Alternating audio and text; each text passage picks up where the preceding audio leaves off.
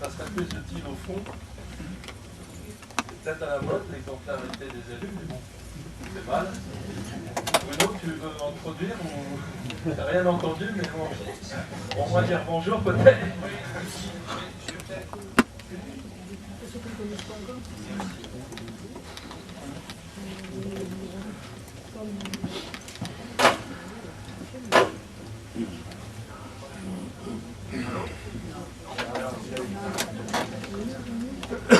Pardon, ça fonctionnait pas. Merci. Bonsoir à toutes et à tous. Quel succès déjà pour votre association. Félicitations. Parce que ça, j'ai beaucoup de monde ce soir et tant mieux. Tant mieux parce qu'il y a eu plusieurs questions posées par Alain Boulanger, Denis, ici présent, Denis Quinty, Franck Canaranzo, qui est ici. Je vois au fond Éric Palu, qui est ici présent aussi en tant que maire adjoint chargé du commerce, et vous connaissez notre attachement justement à revitaliser certains quartiers à Aulnay. Et bien sûr Mathieu Tellier, qui est là pour un sujet qui a sa spécificité ce soir autour de la circulation. Moi je tenais, et on a eu un long échange, à titre personnel, à venir vous voir ce soir, pas pour faire des grands discours de politiciennes, mais c'est bien de temps en temps de venir saluer les associations d'une ville. Tu posais la question de l'arrivée ou d'existence des associations type CAPAD dans un règlement intérieur. Il faut savoir une chose, c'est que depuis donc une semaine, mercredi, nous avons voté en conseil municipal, non pas la modification, mais la révision du PLU. C'est un acte majeur pour la ville, parce que ça conduit à revisiter l'ensemble de l'urbanisme sur une ville. Ça permet de donner une vision sur une ville, et en plus, il faut être très franc, ça nous était contraint, parce qu'à cause de la loi de janvier 2014, si nous ne le faisons pas avant le 31 décembre 2015, les articles 12 et 14 de la dite loi feraient que tout ce domaine d'urbanisme riperont automatiquement au Grand Paris, à Paris Métropole, et que entre nous, il y a peut-être dans la salle des énarques, je n'ai pas du tout envie que notre cadre de vie aulnaysien soit décidé demain par des énarques dans un ministère, et que c'est à nous de le faire. Voilà. Ça, c'est la décision politique de lancer la révision du PLU. Pour lancer cette révision du PLU, il y a donc la loi, il y a donc des études, et il y a un domaine concertation obligatoire prévu par la loi.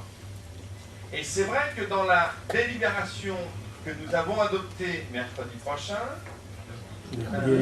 dernier, on a été assez précis sur la nature de la concertation, c'est-à-dire que c'est une concertation qui va durer 1 an et demi, avec différents supports. Ça peut aller donc de parution dans Oxygène, peut-être de plaquettes, peut-être d'exposition, mais aussi d'échange. Et là, on a un problème majeur aujourd'hui. Et je me retourne vers Alain Boulanger parce qu'on a eu le débat avec Alain. C'est que, théoriquement, il y a un outil depuis 2002 pour faire de la démocratie participative. Ce sont les conseils de quartier. Et donc, tout naturellement, on pourrait dire, les PLU, pour la révision du PLU, on va donc travailler avec les conseils de quartier. Et puis basta, ça suffit. Au prochain conseil municipal, cette fois-ci je ne me trompe pas, au mois de juin, on va remettre à plat effectivement la notion de quartier, les outils de cette démocratie participative, sauf que, après janvier 2014, il y a eu février 2014, où le législateur a adopté une autre loi qui s'appelle, c'est un joli mot, le contrat de ville. Sauf que le contrat de ville, finalement, c'est un condensé de tous les dispositifs qui existent sur une ville, l'ANRU 1, demain l'ANRU 2, différentes aides, pour là encore donner une vision de la ville. Et la semaine dernière, j'étais avec une autre association ici présente, je salue M. Cuzon, et je leur expliquais qu'on a un souci simple, c'est que dans cette loi, cette fois-ci, on parle de comité citoyen. Donc, autre organe de concertation. Et comité citoyen, sauf qu'aujourd'hui, nous sommes au mois bientôt de juin, Et le ministère de la Ville n'a toujours pas défini de qui étaient composés ces comités citoyens. Et c'est pour ça qu'on a voulu une approche volontairement large, parce qu'il faut une concertation, il faut des échanges, il faut la contradiction du reste. On peut ne pas être d'accord pour faire évoluer et pour un sujet qui, finalement, va engager nos enfants aussi, la vision d'une ville. Et le milieu associatif a toute sa place. Vous le savez, dans notre campagne, on avait parlé d'un autre outil qui était demain peut-être à Aulnay-sous-Bois de créer un conseil économique et social local auprès de la mairie, qui serait une instance où justement, qui est pour moi le lieu où on peut demander, sans enjeu de politique partisane, il n'y a pas d'UMP, il n'y a pas de gauche, il n'y a pas de droite, il y a des personnalités du milieu associatif, du milieu culturel, du milieu économique. Ce matin, j'ai rencontré la CGPME, ça peut être le MEDEF, ça peut être les représentants syndicaux, qui justement ont un avenir et un destin commun sur un territoire, et à chaque fois qu'il y a un projet qui intéresse notre ville, ça peut être l'urbanisme, ça peut être la circulation, ben ça leur est soumis. Et donc on dépassionne un peu le débat, parce qu'il n'y a pas d'enjeu politique. Et ça fonctionne au niveau régional. Donc c'était un point important que je tenais à venir réaffirmer ici sur la méthode. C'est pas une contrainte légale qui fait qu'il y a une concertation. C'est que c'est quasiment une nécessité vitale pour l'avenir de notre ville qu'il y ait échange sur des dossiers aussi fondamentaux que cela. Ça, c'était le premier point pour lequel je tenais vraiment à venir. Ensuite, une nouveauté de cet après-midi. Vous êtes dans une association qui réfléchit, et je vous en remercie, qui est attachée à Aulnay, mais qui considère qu'Aulnay ne peut pas et ne vit pas seul. Là encore, 2016, on aura des contraintes, il y aura métropole, et il faudra dessiner des ensembles territoriaux. Aulnay, jusqu'à présent, est resté une ville isolée. Alors c'est bien, on est fiers de notre ville. On est fiers des atouts objectifs qu'a notre ville. Mais demain, il faudra être entouré. Vous avez pas loin une interco, Sevran, Tremblay, Villepin. Vous avez un syndicat où Aulnay était sans être, qui regroupe Aulnay, j'ai remonté, Tremblay, Villepin, Sevran, Aulnay et Blanc-Ménil, qui est un peu un syndicat qui regroupe des services aux villes.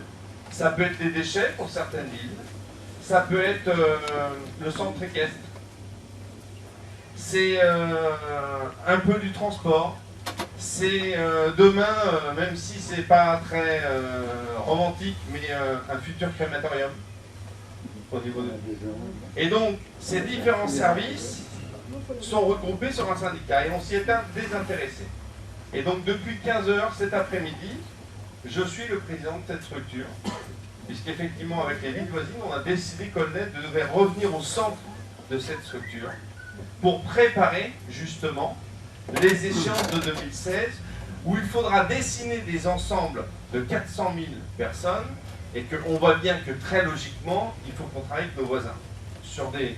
Et là aussi, quand Mathieu tout à l'heure parlera de circulation, quoi qu'il en soit, comment peut-on imaginer régler des problèmes de circulation intramuros si on n'imagine pas nos entrées de ville et nos sorties de ville? C'est de la bonne logique. Vous savez, c'est l'effet papillon. Un embouteillage au rond-point de l'Europe aura indirectement une incidence sur notre ville, qu'on le veuille ou non. Et donc c'est l'intérêt de pouvoir effectivement réfléchir local. Alors Alain, je sais que tu voulais me poser une question, donc je la pose. On va renverser. J'ai remercié aussi Alain et certains d'entre vous d'avoir été présents lundi dernier à la grande présentation que faisait le groupe PSA. Là aussi, c'est important pour notre territoire dans son ensemble, pour l'attractivité territoriale. On ne fait pas que de réaménager le site PSA. On redéfinit complètement l'activité économique et sociale de la ville. On n'a pas choisi de faire un site à côté, mais que ça devienne quasiment un quartier intrinsèquement de notre ville. On a parlé court, moyen long terme, on a parlé pépinière entreprise, on a parlé formation, on a parlé implantation, on a parlé attractivité, on a parlé retour de l'entreprise sur notre territoire, on a parlé de conditions que doit fournir la ville. Tout ça pour dire qu'on a en même temps des voisins. Et aujourd'hui, je connais le souci que votre association a sur un sujet très particulier, qui est, quand on regarde sur certaines cartes futuristes d'autres départements, l'arrivée ou non d'Europa City. Alors, et vous me connaissez, je ne suis pas là pour qu'il y ait demain un retour sur un blog ou des mauvais billets. Moi j'assume, j'ai l'habitude d'assumer. Il y a 2 ans de cela, c'est ça Alain, à la région, le groupe UMP dans son ensemble avait voté le projet. Et je m'en suis jamais caché, ça avait été dénoncé, c'est ce qu'on appelle la discipline de groupe. Aujourd'hui, vous avez devant vous le maire d'Aulnay-sous-Bois. Et quand je regarde aujourd'hui les enjeux, quand je regarde en ce moment le travail que fait Franck sur Paris Nord, Franck Canarozzo, pour le redéveloppement de certaines zones, quand je vois le travail que fait Éric Palu pour demain rendre à nouveau attractifs nos marchés forains, faire en sorte que certains commerces puissent revenir dans notre centre-ville, qu'on puisse trouver des complémentarités, eh bien, je pense qu'Alain Boulanger va bientôt me saisir pour qu'en tant que maire, je m'engage solennellement à effectivement dire que ce projet ne s'insère pas pour le moment dans notre logique de territoire telle qu'on l'a définie. Voilà. C'est pas une annonce solennelle, mais c'est un engagement que j'avais envie de prendre ce soir devant vous. C'est dans le droit fil de notre réflexion. L'intérêt de la révision d'un PLU, c'est qu'il m'a été voté, il m'a été donné comme pouvoir le droit sur soi.